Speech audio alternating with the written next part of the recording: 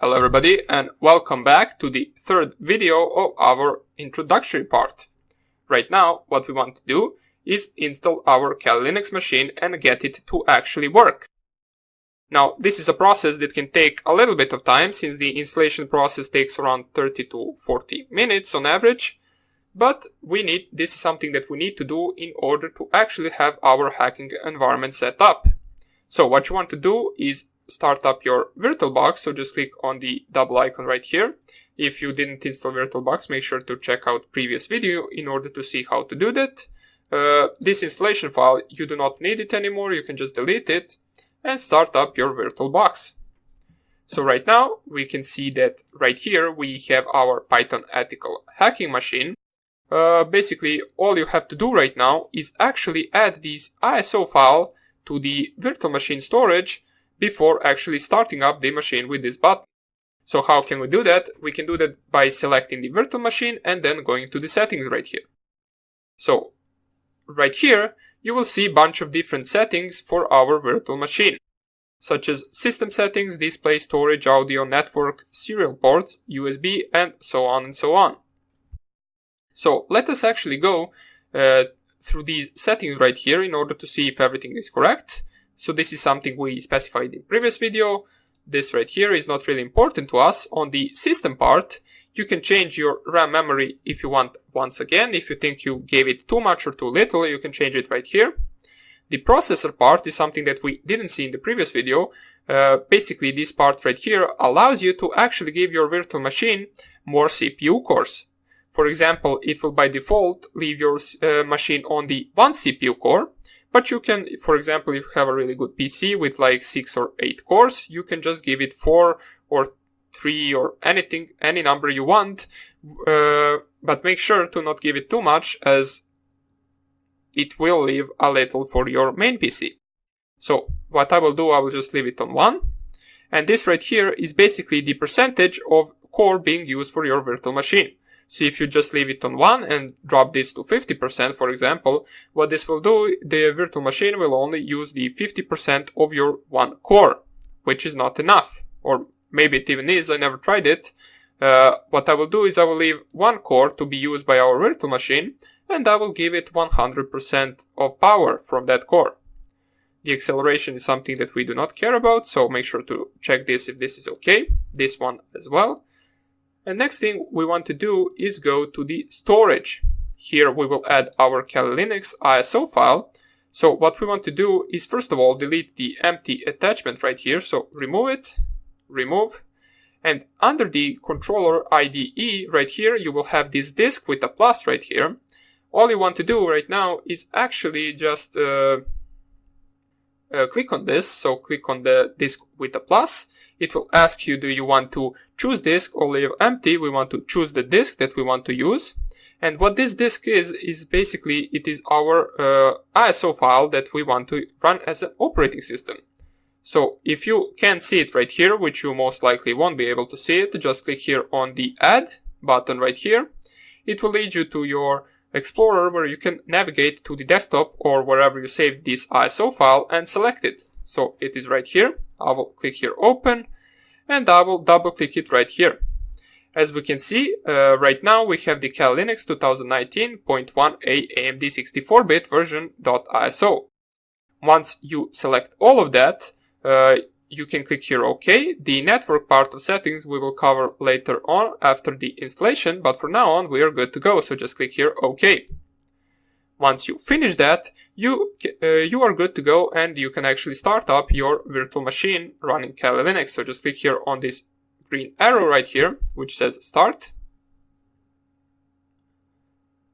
It will open up this window, which is our virtual machine. As it says right here, VirtualBox version 6.0. And all we want to do right now is actually select either one of these two options. So graphical install or install. Now you can proceed to go with any of these two you want. Basically they are the same, just the graphical install is a little bit prettier. But I'm used to going with the regular installation, so I will just click here enter on the install. Now before we continue, you might have noticed, let me just enlarge this so you can see it better. You might have noticed that we can't actually navigate with our mouse anymore. So in the installation process, you can navigate only with the arrows and with the enter. So click here either graphical install or regular install, and this will start the process of installation of Kali Linux for us. Now, during this process, it will ask a bunch of questions, which I will make sure to show you what you need to answer in order to get this to work correctly. So this is something that really is up to you, so you can select any language you want. I will just proceed here with the English, and the select your location is also up to you. Select your own location, or it doesn't even have to be your own location. I will just select your United States, even though I am not from the United States, I'm from Europe. And this is the configuration of your keyboard. So this can be a little bit tricky if you're used to, for example, QWERTY part and not QWERTZ. So make sure to check that out before continuing. Or, for example, if you have a different type of keyboard configuration, you can select it right here, as there are a bunch of others as well. What I will do is I will go with the American English, and this will finish up with the questions currently.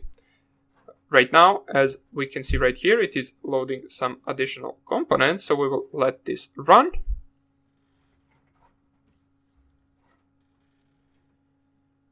And hopefully our process of installation goes without any errors. Now, once again, if you encounter any errors, make sure to post a question and I will be gladly answering you on your problem. So we can see configuring has finished, and right now it asks us configure the network. Please enter the hostname for this system. The hostname is a single word that identifies your system to the network. If you don't know what your hostname should be, consult your network administrator. If you're setting up your own home network, you can make something up here. Now, this is completely up to you what name you will specify right here. I will just leave it as Kali. Basically, this is just something that will pop up in your terminal every time you open it. So you can just type here anything you want. I will just go with Kali. So navigate with your arrows to continue and press here enter. It will ask you to configure the domain name as well, which we do not need at the moment. So right now I will just leave this empty and click continue here as well. So right now it will ask you for your root password. Now here you basically type any password you want. Make sure to remember it, or else you will not be able to log in into your root account on Kali Linux machine. So just type here anything you want. In my case, I will just use test 1234. As you can see, if I go on to the show password in clear, oops. Yeah, arrows don't seem to work. Okay, so here it is. You need to press spacebar in order to show password in clear. So test 1234, and I will go to the continue, where it will ask me to actually re-enter the password. So re-enter once again, test 1234, and go to the continue. Configure the clock. So basically, this is also optional. I mean, you do not really need to select your own time zone. You can just go with anything you want. But if you want to have the correct time and everything correctly, you can just specify the correct settings. So I'll just go here with Eastern. And let's see what will pop up next. I believe right now it might actually start the... Oh, there is the partition disk. I forgot about this part. So all you want to do right now is actually just click here enter on the guided use entire disk. Now the encrypted disk we will not install since it is not really needed for this course. So we will just go with the guide use entire disk. Click here enter. It will select disk to partition, and you will most likely have only this one disk that you selected, which is around 30 gigabytes as you remember when I specified it. So just click enter on that one. And for this part right here, you want to select the all files in one partition. As it says right here, it is recommended for new users, and if you're watching this video, you're most likely a new user of this, so you want to go with this so it doesn't present us any other problems. So just select here all files in one partition, click enter, and right here click finish partitioning and write changes to the disk.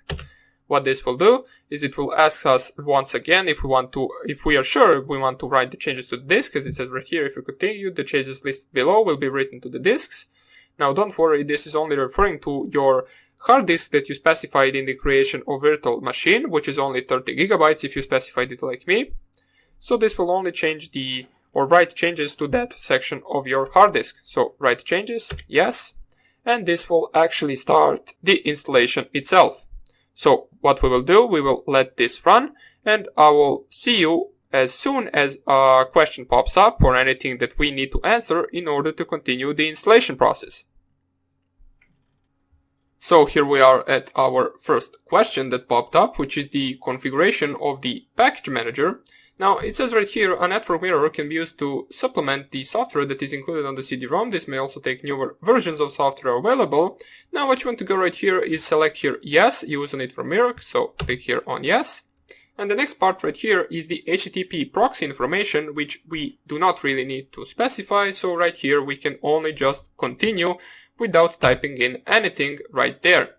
Now what this will do is it will actually configure the APT as it says right here for a few moments, and then soon I believe it will prompt us with the grub bootloader question, where we actually want to select yes and install the grub bootloader to the master boot record. Now don't worry, I will read it out loud once the question pops up, and I will also tell you what you need to do. And I believe right after that, that will be the last question that will pop up, and the process of the installation of Kali Linux will finish then, and we can put up into our new Kali Linux machine.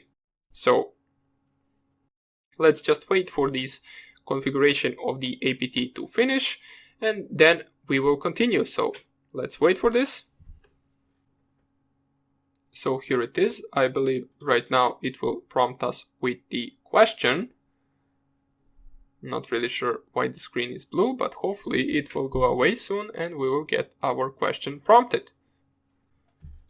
So here it is, installing grub bootloader, retrieving file 1 out of 3, and I believe right now it will prompt us with that question I was talking about. And here is the question. So you can read it if you want, or I will read it right now, as it says, it seems that this new installation is the only operating system on this computer. If so, it should be safe to install the grub bootloader to the master boot record of your first hard drive. Now you might be asking, well, this isn't really our first installation operating system. You have your main Windows machine, for example, system, but this is not referring to that. It does not know that it is run as a virtual machine. So basically, for this virtual machine, this is the first operating system, and we want to actually install the grub bootloader to the master boot record. So right here, select here yes and press enter. And all you want to do right here is basically device for the bootloader location, scroll down to the /dev/sda and click here enter as well. Now this will continue, or basically this will finish the installation of grub bootloader, and this will also finish the installation of our Kali Linux machine. This is the last part, as it says right here, finishing the installation. Now what it might actually do is it might prompt us with something like unplug your USB drive after a certain point of this installation, but we really do not want to do anything there, since it is referring to anyone installing this operating system on a main PC as a main operating system, because they would most likely be doing it via USB drive with the burnt disk image on that USB drive. But since we are not doing that at the moment, and since we are not really installing a real main operating system, instead we are installing a virtual machine operating system, we will just proceed with that question if we even get it prompted. So let's wait for this installation part to finish. And here it is, installation is complete, so it is time to boot into your new system. Make sure to remove the installation media, we don't care about this, just click here continue, finishing the installation. And as soon as this finishes, we will be able to start our Kali Linux machine. I believe this will not take more than a minute or two, so don't worry. The longest part of our installation has actually been finished already, which was the installation part itself, and this is just some additional packages it needs to install or configure in order for our Kali Linux machine to actually start. So here it is finished. Right now we are rebooting or booting into our Kali Linux machine. Right here you can just let this run by itself, or you can press enter. It will load some of the components and it will start up our Kali Linux machine. Now I need to show you how you can log in, since if this is your first time, which it most likely is, you need to know the username, and you will also need to know the password that you specified in the installation process, so make sure to not forget that. The username for the logging in into the root account on Kali Linux is basically just root, so you just type under the username section root. It will be the same for everyone, and after that it will prompt you for a password where you actually just type the password that you specified in the installation process itself. So right now we will wait for that window to, or basically for that login to get prompted to us, and then we will specify everything we need in order to log in. So here, this is the login screen of the Kali Linux machine. You just type under the username root, and under the password you just type basically the password that you specified in the installation, which in my case it is test1234. Press enter and it will prompt you with your desktop for your Kali Linux machine. Now I will not be explaining in details the environment of Kali Linux itself, since this course is not really aimed towards that. So with a little bit of actually exploring additional videos or additional parts of the internet, you can actually find out a lot of great things about Kali Linux if you're new to it. Of course, I will make sure to explain everything that we use and everything that we need in order to actually make our programs. And also, if you might notice right now, since we are at the login screen, you might notice that our screen isn't really that big. It is only squared to this part right here. We want to make sure that our Kali Linux machine is full screen, so we can get the full quality of this video, and we do not need to really watch a small screen display. So I will show you that in the next video. That is something that you should really do in order to get the best out of this installation. So that would be about it. As we can see right now, we have our Kali Linux machine opened, and I will show you how to make it full screen in the next video, as well as some additional stuff you might need to do. So hope you enjoyed this tutorial, and I hope I see you in the next lecture. Bye!